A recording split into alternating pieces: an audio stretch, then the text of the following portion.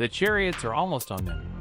3,000 years ago, at the edge of the sea, the Israelite camp smells of fear and dust as Pharaoh changes his mind and sends his army.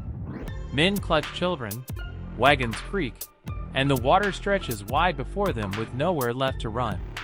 But what happens next will decide whether a people live or vanish forever. In that moment, the sea stands between them and Pharaoh. Panic spreads like smoke. The people shout at Moses, "Why did you bring us to die in the wilderness?" The wind tastes of salt, footsteps drum, and faith phrase. Moses does not shout back as a commander but speaks as God's mouthpiece. "Stand firm and see the deliverance of the Lord," he says, and then the command comes that will change everything. And then Moses lifts his staff because God tells him to. Stretch out your hand over the sea.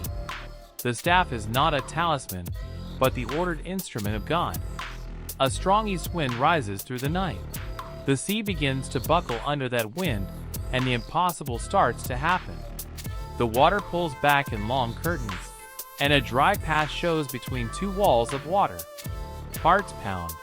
The old, the young, the animals wait at the edge, trembling as they take the first steps toward a strange salvation.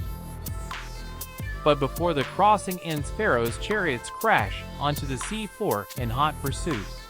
When the last of the people step off the path, Moses stretches out his hand again, and the morning comes. Water held back like two cliffs collapses. The sea returns with sudden force. Chariots, horses, and men are overwhelmed. Wreckage and silence follow. The people stand on the shore, stunned, and then they break into song led by the women, singing of God's victory and of a covenant kept in history itself. When the dust settles, the people understand that God acted to fulfill a covenant, rescue and judgment entwined. The crossing becomes their defining memory, psalm, law, and story to teach children and shape a people who must now learn to live free. Years will tell the tale at festivals and around fires.